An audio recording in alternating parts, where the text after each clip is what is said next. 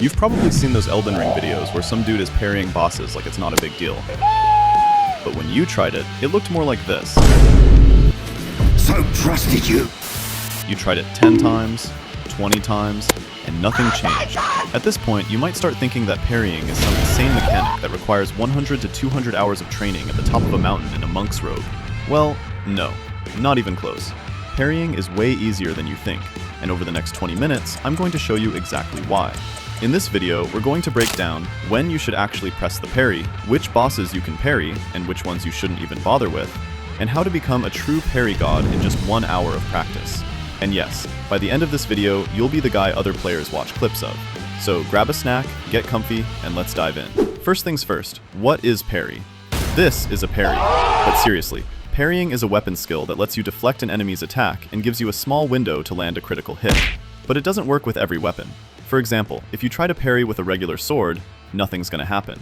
To parry, you'll need specific weapon types like medium shield, bucklers, or even claws. The full list is on your screen right now. Some of these weapons parry faster, others slower. For example, the buckler parries quicker than the claws, and that difference is measured in frames. But what are frames exactly? It might sound complicated, but it's actually simple. Frames are just the number of images your screen shows per second, what you usually see as FPS in the corner. Most games run at 60 frames per second, meaning your screen shows 60 frames per second. Some monitors can go up to 120 or even 144, but 60 is the standard we'll use here. So, if your game runs at 60 frames per second, 1 frame equals 0.0167 seconds. That means a parry with a small shield that takes 8 frames happens in about 0.13 seconds, while claws, at 10 frames, take 0.17 seconds, just a bit slower. Simply put, the bigger the parry window, the better.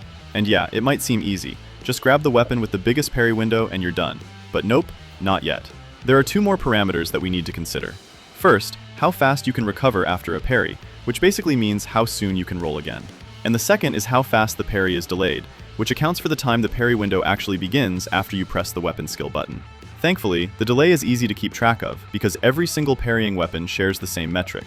8 frames, or 0.1336 seconds. Well, all of them except for one, an Ash of War parry skill called Thops's Barrier, which has a delay frame of 6 seconds, or 0.1002 seconds.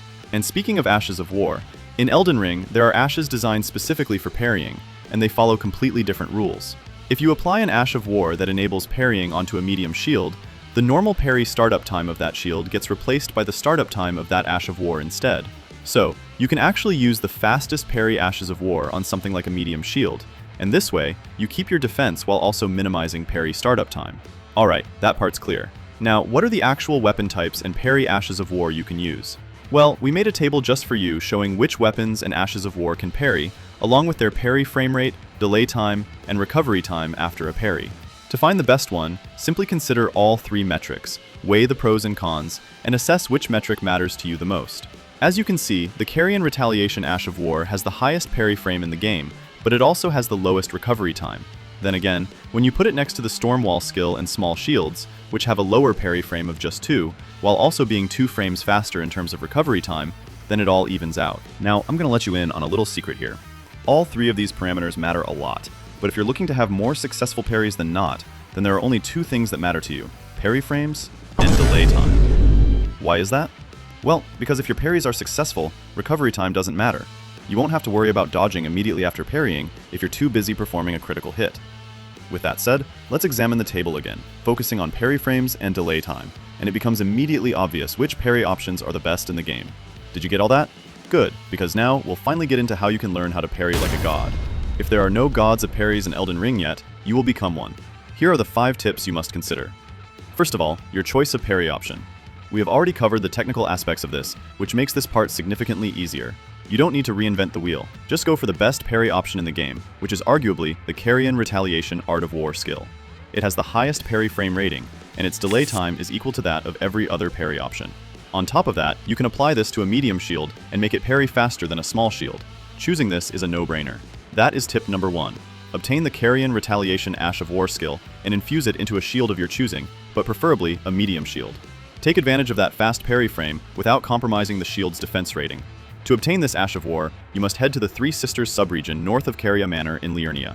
Once here, head to this cliff and continue descending until you find this hole. Enter, and you'll find the merchant. Voila! Now you have the best parry option in Elden Ring. Tip number 2 is a little more practical. You already have knowledge of what the best parry weapon is, and exactly why it's better than others. Now, it's time to put that knowledge to good use and do some actual parrying. To master this game mechanic, remember this very important advice. Keep your eyes on the hands and the arms. Most players will keep their eyes on the enemy's weapon, but this works better if you're only dodging away from an enemy's attack. Parries have a much smaller timing window compared to dodges. Therefore, if you want to react to an attack at the exact moment before it hits you, you must watch out for the hand and the arm that is holding the weapon. On top of that, this will also make it easier to read delayed attacks. As you well know, Elden Ring is notorious for its bosses and their frustratingly delayed attack moves. Highly notorious. Stop it. It's one of the things you either hate or love about the game's bosses. But hey, whether or not you love them, what matters is you can read them enough to swat them away before they touch you. This is the best way to express how much you hate it. I mean, if you do hate the delayed attacks, that is. Now, there are generally 3 types of parryable melee attacks in Elden Ring: the overhead slash, the side slash, and the forward thrust. If the enemy is attacking you with an overhead slash, watch how they raise their arm. As soon as the arm begins to slam down, immediately press the skill button. Carry in Retaliation has enough parry frames to account for the delay. If an enemy performs a side slash, follow the same philosophy. Parry just as the enemy is about to swing the weapon arm forward. Forward thrusts are a bit trickier to follow compared to the 2 previous attack types, simply because it can be challenging to keep an eye on an enemy's hand or arm during a forward thrust attack animation. That said, when an enemy is about to perform this attack, they usually shift their body backwards, then their arm lunges forward. That's what you'll want to keep your eye on. There are 2 keys to mastering this tip: timing and momentum. Your timing determines how soon you can press the skill button as soon as you spot that arm move in for the hit. Momentum, on the other hand, refers to an enemy's overall movement before and during an attack. If you've mastered observing an enemy's arm and hand during an attack and can parry almost any attack except for a select few, don't worry. Some attacks are just harder to read than others. So, if the arm watching tactic doesn't work, what else can you do? This leads us to tip number 3, which is to watch out for certain tells. Even attacks that are particularly hard to read and difficult to predict from their arm and hand movement have specific tells. For example, let's take the Tree Sentinel. The Tree Sentinel is usually the first roadblock for many new players, and if you're just learning how to parry, he's a tricky one to master too. Because of his size, his erratic movement, and the fact that he's on horseback, timing a parry by keeping an eye on his arm and hand alone can prove difficult. This is especially true during the attacks when his horse rears or stands up. During these particular attacks, if observing his arms alone is too unreliable for you, watch out for his tells instead. Whenever the Sentinel's horse rears up, watch for its front legs. As soon as they touch the ground again, press the parry button. In every single case, immediately after the horse's front legs drop, the Tree Sentinel follows it with a side swipe or a forward thrust.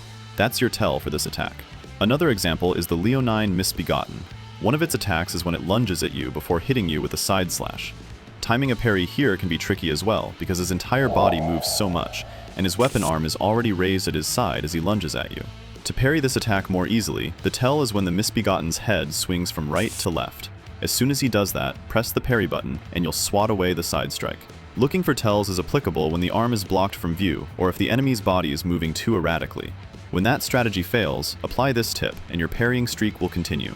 This may seem like such a nuisance considering each enemy has different tells, but don't worry. With enough practice, you'll spot tells a lot faster. Speaking of practice, this is something you'll have to do a lot if you want to be able to do this 10 times out of 10. Just like anyone who wants to be good at anything, you have to practice a lot to be as great as possible at anything. The same applies to parrying. This is tip number 4. Start by practicing on smaller enemies. Those knights you find roaming in the area past the Church of Ella in Limgrave, use those guys as practice dummies. Once you've nailed those guys down, find a bigger enemy to practice on. Practice on Caden Sellswords, which you'll find east of Stormhill Shack. If they become too easy for you, practice on Banished Knights at Stormvale. Then, on Crucible Knights, which you'll find past the aqueduct-facing cliffs Site of Grace at Nokron. Rise through the enemy hierarchy until bosses themselves become easy for you to parry. This tip is short, but it is by far the most important. I'll say it again for the sake of emphasis. Practice. A lot. You'll be surprised how much enjoyable and satisfying it is too, especially when it clicks for you and you're able to parry enemies much easier based on muscle memory alone. Finally, the last tip, which more incentivizes parrying rather than teaching you how to become better at it, use the right weapon and talismans. That's right, make your critical attacks more powerful and more worthwhile. Make them your most powerful attack. That way, you'll be more motivated to break an enemy's stance through parrying rather than just dodging and slamming away at them. The damage of a critical attack will ultimately depend on the weapon. Now, this entire topic is its own can of worms, and if we were to break this down, we can literally create another video out of it. So let me just summarize everything by saying that each weapon type in the game has a set critical hit multiplier. This information can't be found in the game, but we live in the digital age. The internet isn't just memes and reaction videos. You'll also find a treasure trove of Elden Ring stats and numbers you won't find in the game itself. That said, here's every weapon type in the game and their critical damage multiplier. But what does it multiply by exactly? I'm glad you asked. Basically, it multiplies by your base damage, which means if you were to wield a dagger, the critical damage would be equal to your base damage times 4.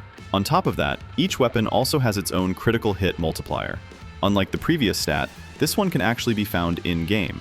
Its rating is listed as critical on the game's menu. The stat will always appear as a 3-digit number, but it actually represents a percentage multiplier.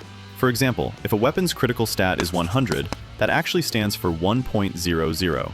You then divide that by its weapon type's set critical hit multiplier, then you divide that by the weapon's base damage, and that's how you get your total critical hit damage point. All this mathematics is making me dizzy. Did someone invite Saint Trina in here? Anyway, I know that was a lot I just threw your way, but as I said, there's more to that than what I laid out. What's important now is the answer to this question. Which weapon in the game deals the highest critical hit damage? To know the answer, we must head to Stormvale Castle, head to the banquet hall where the grafted scion is, and head through this doorway next to where the elevator is. Use a stone sword key to enter this room, and inside you'll find a weapon on a body on the ground. This weapon is the Misericord Dagger. Not only does it have the highest crit rating in the game, but it's also a dagger which has the highest set critical multiplier. Equip this and you'll deal a whopping 5.6 times critical damage. With that done, let's talk about the talismans. The Dagger Talisman, which increases your critical damage by 17%, the Blade of Mercy, which raises your attack power by 20% after a critical hit, and the Assassin's Crimson Dagger, which heals you by 10% of your total health plus 85 whenever you land a riposte. As for the fourth talisman, feel free to use whichever you like, but once you're confident with your parrying skills already, I recommend equipping the Ritual Sword Talisman, which raises your attack power by 10% when you're at full health. If you can maintain parrying like a god and you heal whenever you do critical hits, you're bound to always be at full health during fight encounters. When you do become a parry god in Elden Ring, there's one last thing you have to remember, which may be easy to forget if you've gotten so used to parrying attacks. Not every attack can be parried. Part of being a parry god is knowing when not to parry. In these instances, you're better off dodging away and waiting for the next parryable attack. Let me show you an example. A Crucible Knight. For their normal melee attacks, meaning the ones where they swing and slash at you with their sword as they hold their shields in their other arm, every single one of these attacks can be parried. However, when they suddenly two-hand the sword they're wielding, you won't be able to parry their attacks anymore. Two-handed attacks cannot be parried. This same rule applies to other players during PvP. Let me give you another example, this time with Malenia, everyone's favorite toxic girlfriend. Every single one of her attacks involving her katana can be parried. She can slash at you however much she wants. You can reject her advances with your shield. However, her waterfowl dance attack, yes, I'm talking about that attack, you might as well throw your shield away and cry. This is one attack you cannot parry, as it is a unique skill. That's another rule you must remember. Every unique skill in the game is unparryable, including this, the Blasphemous Blade's Taker's Flames, and Malekith's Black Blade's Destined Death. You also cannot parry Malenia's grab attack, simply because the Tarnished doesn't want to. He's hungry for that woman's touch. But also, it makes sense because you can only parry these bosses as long as they're one-handing a weapon. Malenia's hands may technically be a weapon, but the game doesn't classify that as an actual weapon type. Jumping attacks can't be parried as well. If you're playing PvP and spot a player who's wielding two massive colossal weapons and spamming jumping attacks, switch to a different strategy. Their souls are beyond saving. Ranged attacks and spells can't typically be parried, but with special parry skills such as Stormwall, Thops's Barrier, and Carrion Retaliation, you can swat them away with parry in exchange for a little bit of FP. Additionally, not all enemies can be parried even. Sorry buddy, if you were planning on doing a parry-only run, you might as well run in the other direction because that's not going to happen. A good rule of thumb in determining this is that as long as the enemy is a humanoid or a smaller beast that's wielding a weapon and they're holding that weapon with one hand, they can typically be parried. This rule applies to bosses as well. For example, bosses like Margit, Commander Nile, the Godskin bosses, and even Malenia can be parried. These bosses all wield a melee weapon and are wielding it with only one hand. Giant bosses like Rykard, Placidusax, Bale, and the Elden Beast cannot. For some reason though, Star-Scourged Radahn and both versions of Mohg can't be parried, even though bosses of similar types and sizes can. Better yet, their combined version, oops, spoiler alert for those who haven't finished the DLC, Promised Consort Radahn can be parried. It's like these two bosses have a cheat code on, as if they weren't already challenging enough. But hey, that's Elden Ring for you. Another thing to consider is that not all bosses have their stances broken after you parry them. For normal enemies and weaker bosses, one parry is all it takes. However, most bosses require you to parry them multiple times in succession before their stances can be broken. For example, you can break a Leonine Misbegotten stance with one parry, but for bosses like Margit, Godskin Apostle, and Rellana, you'll have to parry them twice. Stronger enemies, such as Malenia, Promised Consort Radahn, and Radagon, need to be parried 3 times in a row before you'll have the chance to do a critical hit. Sounds exciting, huh? As a rule, just remember, don't expect to stagger the strongest bosses in the game with one parry. Expect to parry them 3 times in a row at most. Then they'll bend their knees like your Daenerys rolling up with her 3 dragons. Parrying a boss, especially a boss like Malenia or Radahn, seems like a daunting task, but you'll eventually come to realize that most of these bosses have similar attack momentum. Delayed attacks exist, sure, but they're a minority compared to the standard attacks bosses deal. As soon as you realize this, you'll identify holds, Qs, and windups much easier. Always press the parry button on the first forward motion. That's it. If you want a list of bosses stating whether or not they can be parried and how many it takes to break their stance, pause this next section here. This list includes every single boss, including the ones you'll find in a catacomb or in the open world somewhere, and every legend boss, such as demigods, shardbearers, and remembrance bosses, from the base game and the DLC. And that's that. To summarize, use Carrion Retaliation, equip Misericord and the right talismans, assess whether the enemy is parryable or not, and if they are, watch out for their attacking hand, riposte, and repeat. Do this over and over and over, and parrying will become second nature to you. It will become as easy, if not easier, as dodging, and you'll wonder why you never took advantage of this mechanic in the first place. So that's it for today's video. I hope you learned something. If there's any other topic or game mechanic you want me to cover next, be sure to let us know in the comments section below. If you want to join the Hawk Live gaming community, join our Discord server to talk to us. Let's talk about our love for this game. Subscribe and hit the bell for more Hawk Live gaming videos. If you want to watch more now, click one of the 2 videos you see on screen right now. Until next time, this is Hawk Live Gaming signing off.